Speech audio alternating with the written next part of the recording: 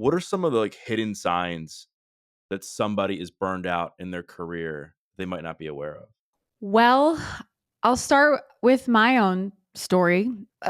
I call it like the mountain sprint. I was running up like imagine that visual of a mountain summit and you're just sprinting without a break. Like you're you're going to fall down at some point. That's not sustainable. And I had been working 100-hour work weeks for like 2 years. And so I think just like having an unconsciousness is also kind of part of it when we're just so in it and we're running so fast. There's an inevitable crash. And I had hit that crash at the beginning of 2022. I had just moved out of Chicago down to Nashville. I was no longer in a big city. I was living in an Airbnb in the middle of nature, actually. And I personally couldn't leave the house. All of a sudden, I had no inclination to socialize. I had no desire to shower. I was crying all the time.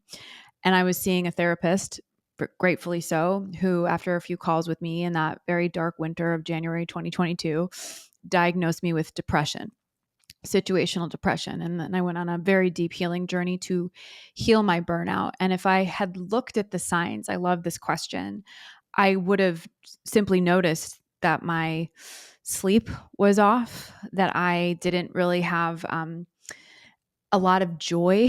I would wake up in the morning and be like, today is going to be a good day. And then I would get to the office and like within 2 minutes, it would go sideways and I would end the day completely resentful and overwhelmed and stressed. I feel like lack of support and not having the right people around you also leads to that burnout. I had blown up my business with my first book launch, went from 9 people to 30 people in less than a year.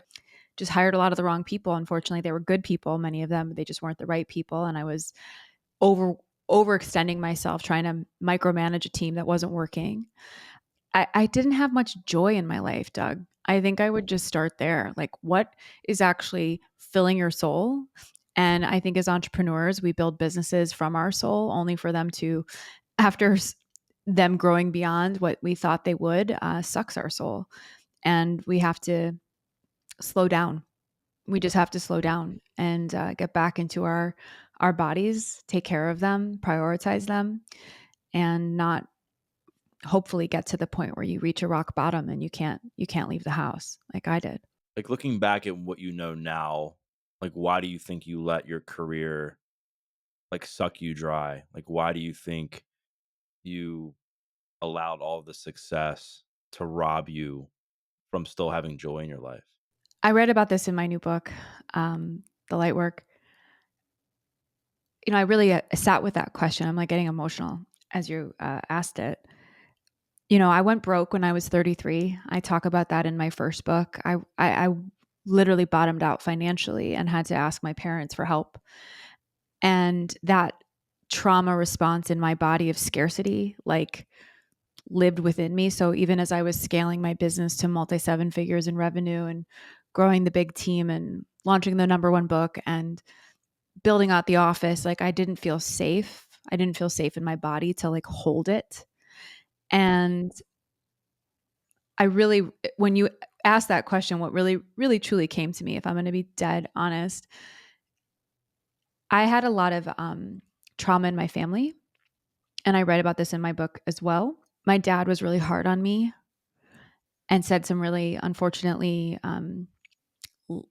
lasting things to me when I was young. And I really feel like I've worked my whole life up until recently to make my dad proud of me and to prove him wrong. And so I say all this to say that the reason we run so hard and build the big things and find out that they don't serve us typically comes from a much much deeper place that you have to really look at. And that's been a big journey for me.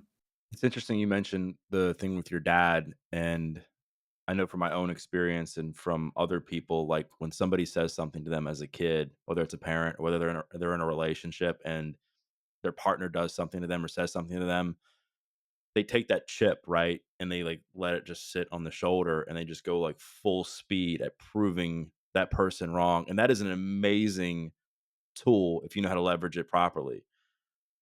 But I think eventually you burn out because that chip should have kind of fallen off at the point at some point because of time, right? And but it didn't because we still maybe haven't done the work to heal that part of ourselves.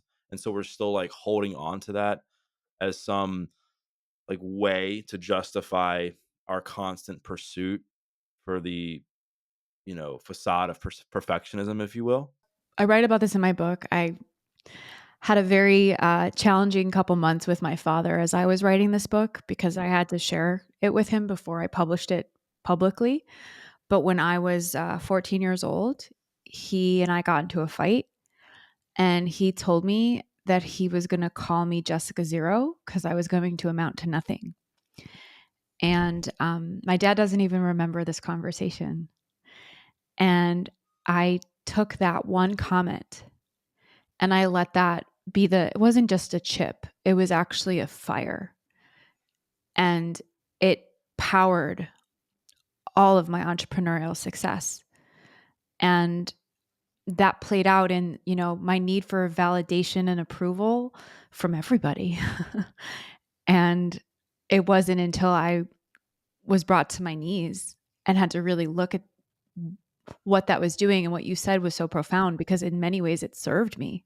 Like, look at all the shit I created. But it's really the premise of my new book, The Light Work. I call it, it could be called the dark work because it's really where we find our light, is in these dark crevices of our trauma and our failures and our shame and grief. And I'm hopefully calling people up with this book to really look at that.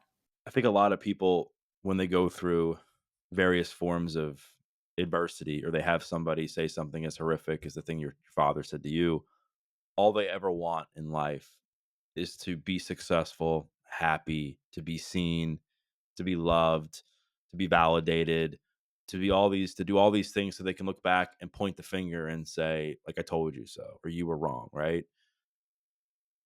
But you did that in a way, right? You built a very successful business. You got all kinds of accolades. On paper, you had like what all the people who were going through, you had on paper what the people I just described wanted. What were some of the lies that you believed about getting to that point that you think people should be aware of so they don't fall into this same trap? We reach the mountain summit, right? We get to the top and we're like, for what? Like, I for what is literally like the question I ask myself. And one of the things that I used to equate success to was like, yes, the accolades and the notoriety and the money and the big team. I hung such my ego hat on all of that. And you asked me today, like, what does success look like? I'm like, success is peace. Success is joy, simple joy. Success is having enough space in my calendar to take a walk every day if I want to, or, you know, unhook myself from my computer and like go to a dance class. Like, there's my values have shifted. And I think that it's maybe easy to say once you've reached the point of success. Like, I don't know if you've ever seen the movie. I just watched it over the weekend, Soul. It's a Pixar film. So I'll give the very abridged version. So Jamie Foxx plays the main character in this cartoon movie, and all he wants to do is be a jazz singer. It's his biggest ambition, and he actually ends up becoming a jazz teacher at a high school, like, those who can't do teach. And he feels like a failure. And at the beginning of the movie, he gets this opportunity of his lifetime to play on stage with one of the biggest jazz performers in the world. And then he dies and he goes to heaven and he has a choice to make and he kind of comes back to life. And it's a beautiful movie. And at the end of the movie, he realizes that his purpose, that his spark wasn't ever to be a jazz singer. It was to slow down enough to enjoy his life. That like walking is a spark, that eating pizza is the spark, that seeing the sunshine sparkle through the leaves is the spark. And so I've seen that movie twice and I cry every time I watch it because I'm like, it's such a good reminder for me, and I think for so many of us. It's like we chase that one moment where we finally reach it, and we lose the plot. We lose the plot. And you know? I think it's really important to be having these kinds of conversations and to be doing this kind of work to remember the point of the human experience, which is to enjoy it. What do you think people can do to avoid losing the plot? Hire a really good therapist. Put really high vibrational people around you. Be super conscious of what you're putting in your body and into your mind, keeping your vibration high through healthy, good foods, being around healthy, good people, being conscious of the you're feeding your brain, whether it's, social media and all of the different sort of people you see out there, quote unquote, crushing it in your comparison game. Be very mindful of that. Really listen to podcasts like this and inspirational stories of people who I think to some degree figured it out so that you can keep yourself in check. I like to write my core values every single year. I redo them at the top of the year, my key words for the year, and attune to them.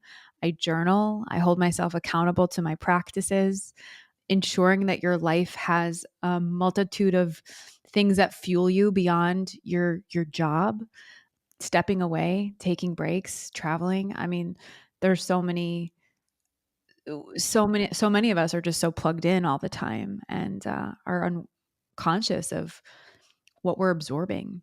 And we have to really check ourselves and remember why we, again, are doing this thing in the first place, which is to have fun. I think like that is the plot, like to have fun. Yeah, I mean, you're so right because I've often heard the opposite of depression is joy, is fun, right? Is being able to laugh and have fun and be happy and do all the things that we enjoy doing. I'm curious, you mentioned that you were at this place where you couldn't leave your house. Like that's a pretty dark place, right? Especially if like they knew who you were beforehand. I mean, I've known you for years, so I knew that version of you. How did you go from the person afraid to leave your house to recovering from burnout and being inspired to write a book like this? Thank you for asking that. So I'll give you the Cliffs Notes of 2022. That winter where I couldn't leave my house, my therapist recommended I explore medication, and I got a referral to a holistic psychiatrist who put me on a protocol with ketamine. So I worked with ketamine for 2 weeks. I did 6 infusions in 2 weeks, and my depression healed. And I say this in my book, The Light Work. I say that while ketamine healed my depression, it didn't heal my habits.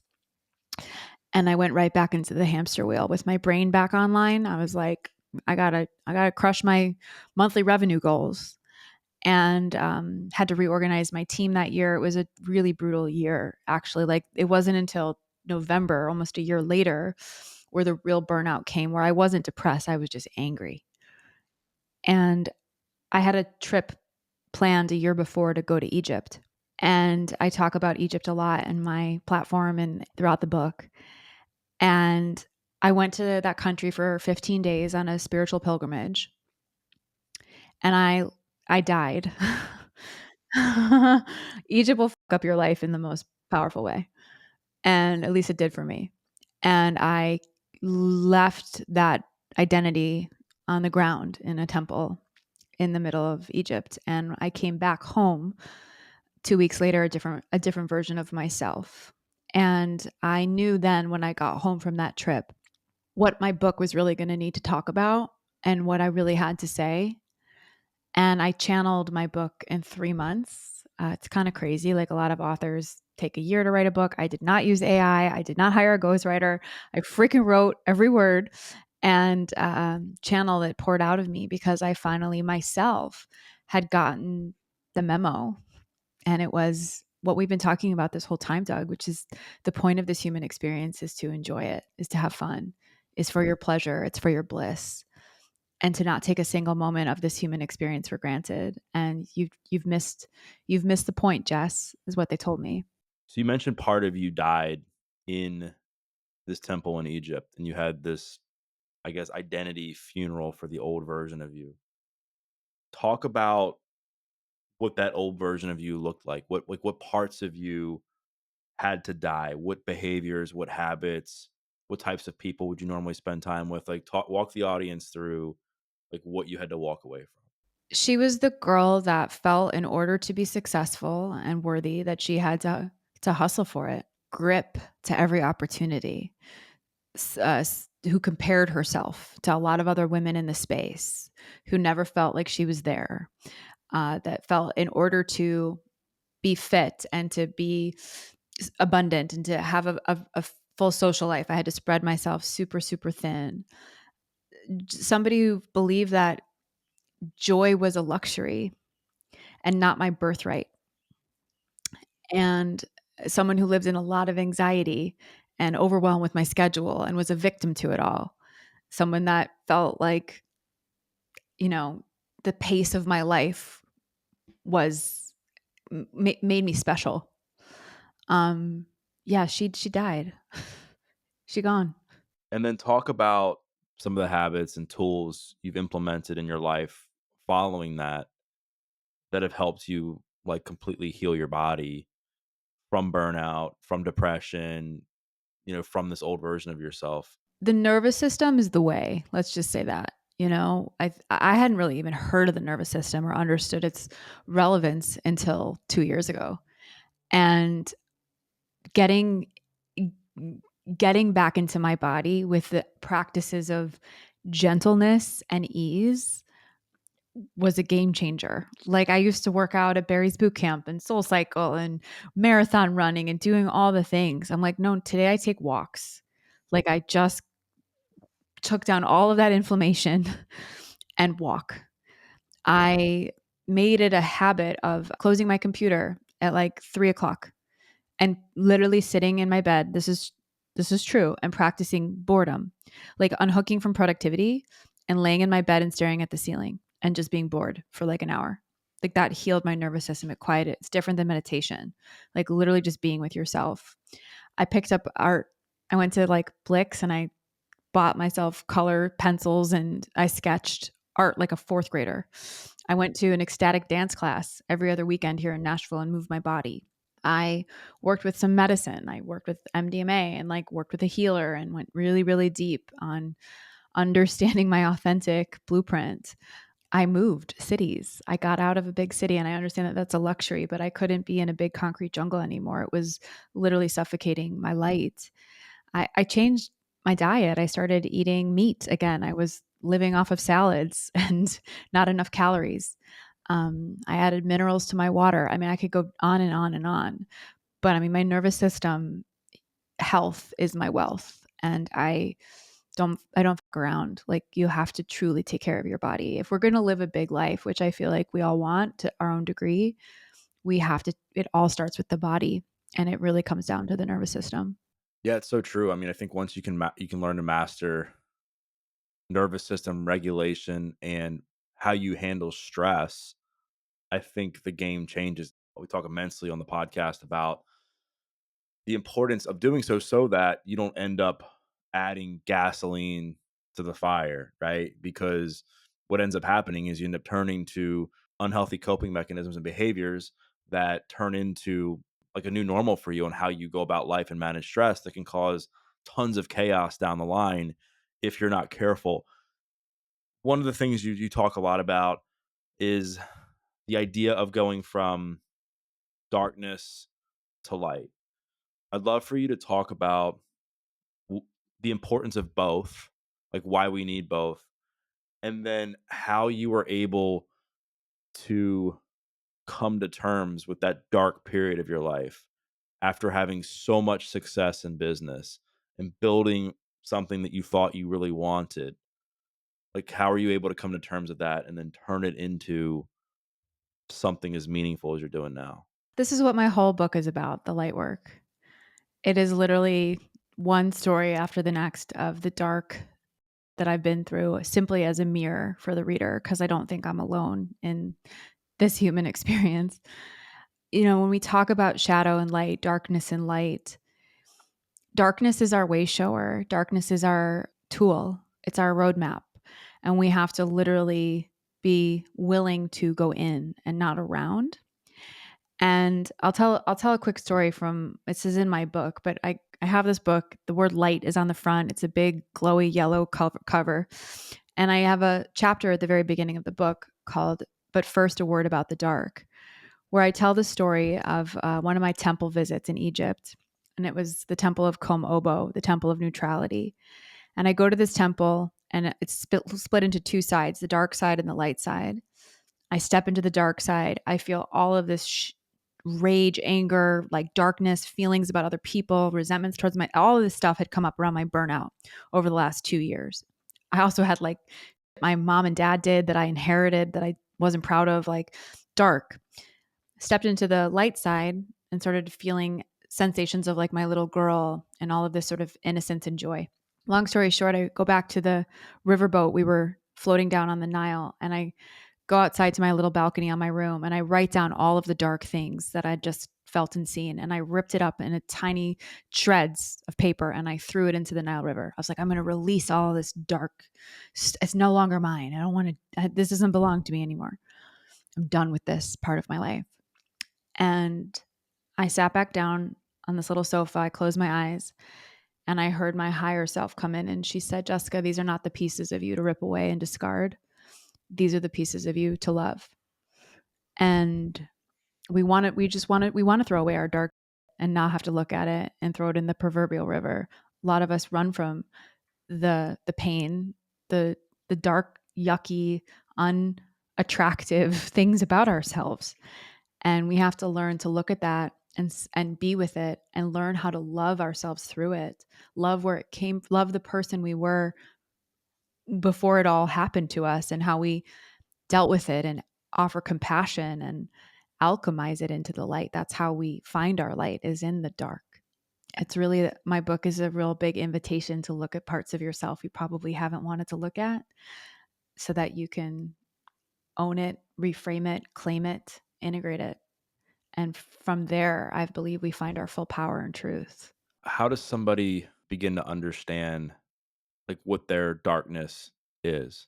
That's a really good question. I feel like, where in your life do you feel the most resistance, the most insecurity, the most heaviness, the most loneliness, the most resentment?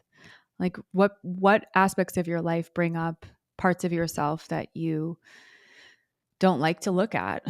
And this takes radical work. This is why I said, having a therapist, having a coach, having a guide is always really, really powerful.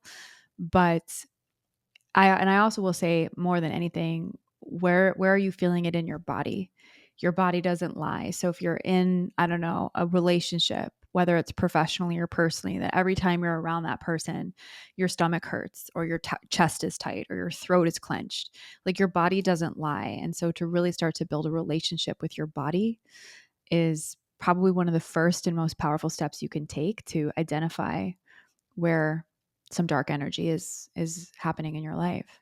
You've had many evolutions in your journey, in your healing path, and we all have, right? And we all get to moments where enough is enough. I need to address this part of me, or I need to address this area of my life and take it to the next level. And that could involve cutting out a relationship. It could involve changing careers. It could involve taking care of your health. It could involve going to therapy. It could involve all these things. In your experience, like, what tips would you have for the audience for them to better understand, like, when it's time for them to let an old version of themselves go and evolve into something new? I've been having this conversation around, like, what's the difference between authenticity and alignment. And I feel like, and I'll speak for myself, I built the most authentic brand, quote unquote. I wrote a book about authenticity. SimplyBe agency was about authenticity. And going back to this conversation as a through line, like the nervous system, the body, Doug, the body is where it lives. And learning how to talk to your body and check in with your body and not ignore your body. When we're in alignment, we're typically in a high state of like joy and expansion and peace and fulfillment. And if you can sort of scorecard your life as to where you feel the best in your body, and really lean into those areas of your life, and allowing, and it's hard. I mean, it was hard in many ways to sell my business and rebrand my life and move cities, and there's sacrifices that come with it. But and also a lot of gain, and the alignment piece is really where I think it's at. Even if we feel like we've been authentic for a while, we're meant to change. We outgrow ourselves, we outgrow our businesses, we outgrow our brands, we outgrow people, we outgrow cities. And to be gentle and accepting of that along the way is key. So I know you just mentioned that you like were living a life that just wasn't congruent to who you truly were at your core, and you ended up having to walk away from a business that you thought was authentic and helping people elevate their voices in the most authentic way, and you did that so that you could become more aligned with you. How can somebody figure out what alignment looks like for them if they're feeling disconnected right now and they're looking to find their way back to themselves? I would just say slow down. Really take slow down enough to hear yourself, to make space for your feelings, to rest. When we're in these like heightened states of unhappiness and burnout and anxiety, it's typically because we just haven't had any space to hear ourselves think. The slowing down is one huge piece. I think it's also really important to be proud of what you've done, like to really get to a point where like if you're ready to shift to honor it and to give it the closure it deserves. I was at this point running my business and I had nothing left to prove with SimplyBe, and I was really proud of what we did. I had an internal sense of closure with it that allowed me to find a new alignment. And I got there quite painfully and towards the end quite beautifully because I had learned to really get back into my body and listen. But I just think we live at such an insane pace on this planet. We're all running so fast, so hard, and it's like where's our truth in it all? And to me that's really the way is to get clear and slow down. What do you say to the person who's listening to this that says, well, it might be easy for you to say, I mean, you built a really successful business and you had the bandwidth and the leverage to be able to walk away and to be able to like slow down and focus on your life's mission, purpose, healing. Like I don't have that opportunity. Like I got like 4 kids or I'm, not making a lot of money in my career, whatever the example is. Like what is your message to them? Yeah, I mean, if you can't find 3 minutes to close your eyes and just simply like hear yourself think, then that's a story. I got really, really technical at the last few years of SimplyBe as I was recalibrating. I looked at my schedule on my Google Calendar and I had everything one color. So work, nails, workouts, time with my husband, travel, all one color on my Google Calendar. It was all blue. And what I decided to do was siphon my calendar out by aspects of my life that gave me joy. So workouts, playtime, date night, workouts, self-care. And I color coded it all. So like green was self-care, yellow was workout, play was time with my husband, was pink. And I would look at my calendar every week to see if I had a rainbow. And I really appreciate the question. And I think it's a personal question that that person who's listening has to ask for themselves. But what does bring them joy? Where can they make space for themselves, even in the most micro moments? And add it to your calendar. We need to create structure and accountability and commitment to our well being. No one is going to do it for us. You are in total freaking control. And if it just means, okay, I'm going to put on my calendar every morning, I'm going to go outside and breathe for 5 minutes before I make my kids breakfast. Even if if you don't have that luxury, maybe it's 2 minutes. But that to me is claiming radical responsibility, putting in measurements and structure, defining what well-being and balance and joy looks like for you, and holding yourself accountable to it. It's super nuanced, right? And you're like a living example of somebody that it's not just a matter of following your passion and everything will work out. Like you followed your passion and you had to put in 100 hours a week of work to build what you built. And then that led to massive burnout, mental health issues, etc. And I guess the reason I bring this up is there's been a lot of talk in the self help space over the years That's like just find your passion, find your purpose, and then money will just flow. And it's just not true. Like it's really not true. So I just I just wanted to like kind of get your answer on that because I think that there's so many people right now, they're looking for meaning and purpose in their life, but they also need to survive. They have a family or they got bills to pay on their own or whatever the case may be. So how can somebody bridge that gap where maybe they're in a job right now that they are not totally satisfied with, but they need to stay in just for the sake of their bills, but they have some stuff that they wanna start talking about. They have some stuff in their past that they think could be useful to others. Like, what's the initial steps in that blueprint? I feel like we're in our highest vibration when we're in service to other people besides ourselves. And I love the nuance of the question. Like I have stuff I want to share with others that I think is meaningful beyond my day job. So, and this is where my woo woo is going to come out. I hope that's cool with you, Doug. Like, I, I mean, my whole book is like as woo as it comes. Everything is energy. This is science actually, and I'm not a scientist, but we literally, based on the thoughts we think, impacts our emotional state, which then shifts our energetic field. And when we think positive thoughts, it impacts our emotional body and then our energy shifts. And we literally become more magnetic to what we want, or we become more deflective to what we don't want if we're in a negative, low vibrational state. And so I would say to that person, carve it out, lean back to what I just said and lean in to, oh, you're good. Um, and lean into what brings you the most joy. Like I really, back to my trip to Egypt, when I came back new, I was like, this whole game is joy because joy makes us magnetic. Joy puts us into alignment. When we're in alignment, we become manifestation magnets for what we want and are calling in. And so, even if it's just a simple micro practice where you're working your day job and you get on social media for 15 minutes at the end of the night because you have something really exciting that lifts you up and lights you up to share, then like do that. Make that more of a practice. Watch how it shifts your frequency. And your frequency is your identity. And it starts to open up your life in ways I think that that person might not be giving themselves the chance to do.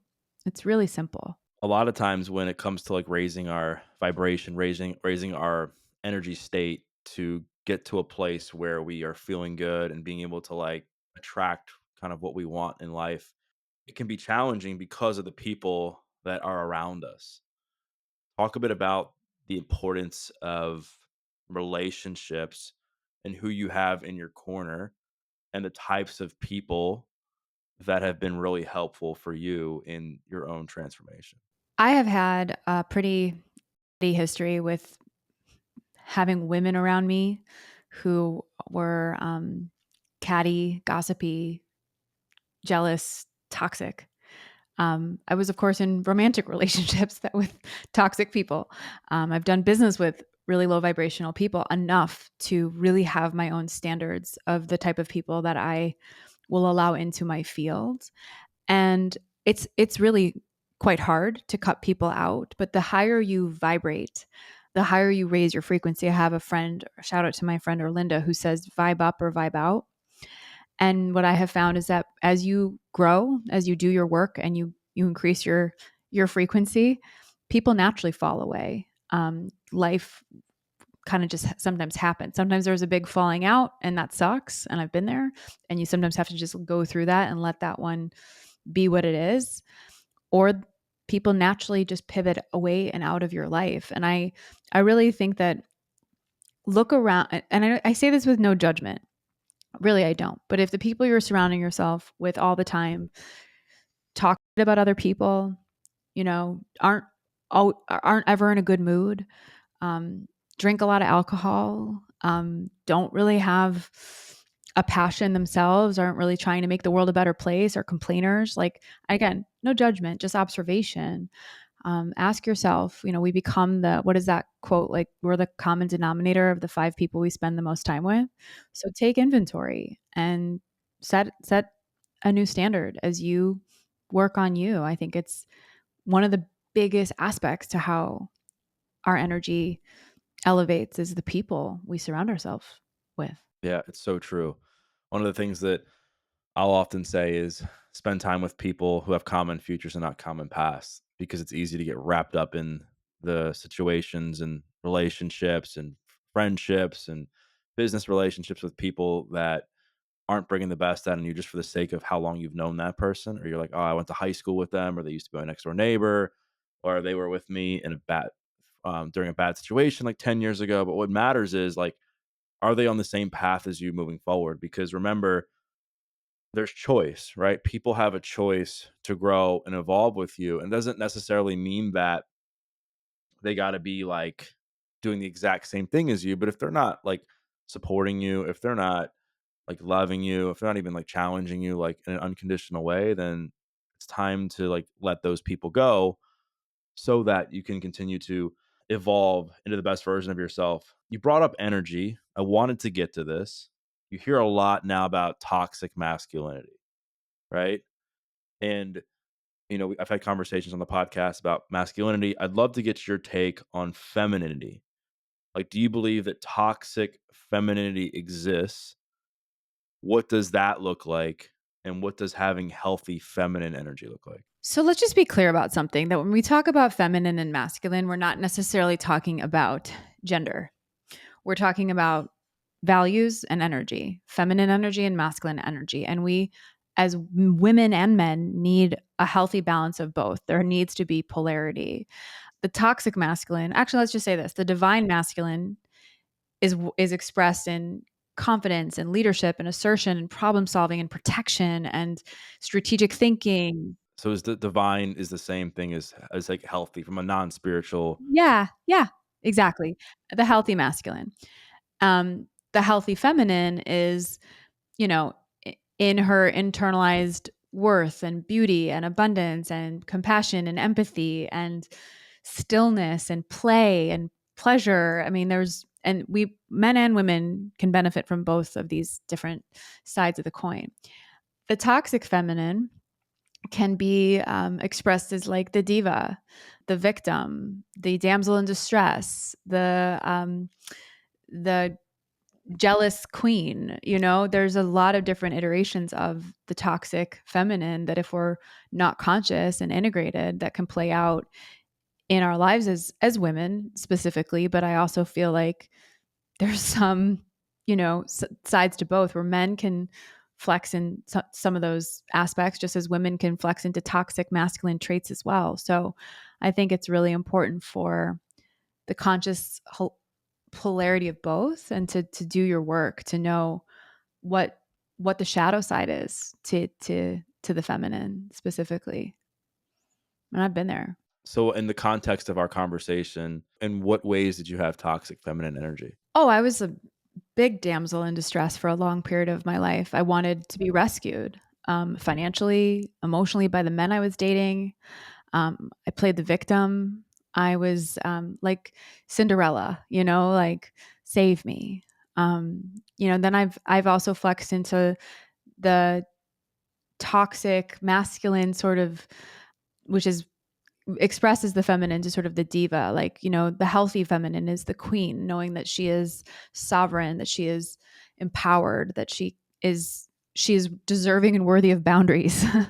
But there can be I think, a side to all women where we feel a little overly precious with that, and it can come out in ways where we might think that we're better than other people, or that our time is more precious than someone else's. And I think it plays out in all of us, I think, at some point or another. And the importance is having accountability with the deep work that you do with coaches, therapists, listening to conversations like this, really looking at yourself in the mirror and taking radical, radical responsibility for your shadows and your light. Yeah, and what I've noticed is we all have these traits, right? And the masculine and feminine, depending on like obviously depending on whether you're a man or woman, it's going to depend on how much masculine and feminine energy I believe you have. I think men tend to be more masculine, Oh, right? yeah, I mean, that's absolutely. right. So I think biologically men tend to be more masculine in the opposite is true for women. But I think that the importance is recognizing that we all have stuff to work on. Like just as much, I mean, as much as you've said you've grown, you're admitting you still have stuff you're working on. As much as I've grown, there's still stuff that I'm like, ooh, I shouldn't have said that, shouldn't have done that. Got some work to still do. I think it comes down to self awareness and just humility and just saying, like, all right, like I'm aware of these patterns. I'm aware of when I'm not in alignment with my best self. And I have the humility and the confidence to admit that I don't have everything figured out and to be able to kind of do what's necessary to fix that. I want to dive more into identity because we've talked about like how we people can take this proactive approach almost to reinventing themselves. Like you went to Egypt to let an old version of you die. You left your company because it was like a very proactive thing for the best interest of you. But on the other side of that is like very reactive. Like somebody goes through a divorce. There's a death in the family of somebody who's super close to them. They get fired from their career. They, end up having some sort of health scare that limits them from doing something they love. How can somebody get comfortable with letting go of an old version of themselves, an old dream, an old part of their life when it doesn't make sense or it's not necessarily fair at the time? My only answer to that, Doug, is what's coming up for me is the word surrender. Like surrender.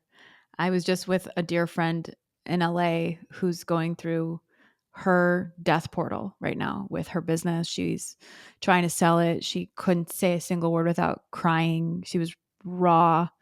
She's like, I've just been doing this for 13 years. I feel like a failure. I want to burn it all down, but then I don't because I want to sell it. Like, she was coming up to me asking for advice. And I was like, you just have to trust that you are in it right now. You are where you need to be. There's a lesson here. You can't see it. You're not going to be here forever. There is another side to this. But the only thing that you really have to practice is like truly surrendering and letting go and allowing it to be what it is. That's really hard to hear. I didn't want to hear that when I was in my death portal. I was like, this feels like will never end. And why is this happening to me? And this will always be this way. And it won't. It just won't. That's the nature of the universe. Nothing is st- stagnant and permanent. The only constant in life is change, even if there is a lot of time that it takes to evolve and change, to just surrender. I'm curious to hear your perspective on the word surrender and what that means. I mean, the way I think of it as a guy who's Christian is like I surrender my life to God, to Jesus, and I acknowledge that like whatever it is I'm going through is just part of like the bigger plan that I'm being walked through to continue to live out my life's purpose. How do you see that word? Like when you hear that word, when you're telling other people to surrender, like what does that look like? Honestly, exactly the same. I don't believe in like Jesus per se. I'm Jewish, but I believe in a lot of things actually. I do believe in Jesus medicine, and he was incredible, and I'm here for him. But I talk a lot about this in my new book. It's a very spiritual book. I'm a very spiritual person, and you're spot on. That is what you are surrendering to, a higher power, life, God's plan, the universe, light, whatever, Jesus, whatever it is that you want to call that thing. To me, that's the practice, and that's what surrendering is all about. It's so tough though during those times. And it's like, But thank God for those powers, like to trust that they exist and to lean in and to have it hold you. have you ever seen that footprints in the sand like image where there's like the footprints in the, and I don't remember exactly the verbiage of it, but there's like footprints in the sand. And I think the idea of it, for those listening or watching, please forgive me if I butcher this, but I think I'm right with this, where there's a guy who's saying to God, like, where were you? And it shows that there's only two footprints in the sand as they're walking. And he's like, where were you? Like, there's only two footprints. And he's like, there's only two footprints because I was carrying you. Oh, wow. And it's like so profound. You know what I mean? And it's like, it just hits. It's just deep. And it's like, that's kind of That's what it. I we're have the talking about, chills. right? Yeah, yeah. That's beautiful, Doug. Well, Jessica, this has been amazing. Thank you for coming on for part two and for sharing your next level of transformation and evolution. If people want to get the book, if they want to pre-order the book, if they want to connect with you, all the things, where's the best place to do that? So you want to head to thelightworkbook.com, thelightworkbook.com. That's the URL. And you can pre-order the book there and get a whole bunch of amazing bonuses, close to $3,000 worth of them. Come find me on my podcast, The Spiritual Hustler. You can find me on Instagram. I spend a lot of time there at Jessica Zweig, and come to my website, jessicazweig.com, and say hi. Amazing. Well, thank you so much again for coming on the pod. Thank you for having me. You got it. I think my audience is going to really love this conversation. Oh, I hope so. I think so too. Thank you so much for watching. If you like this video, I really think you're going to like this video as well. I'll see you there.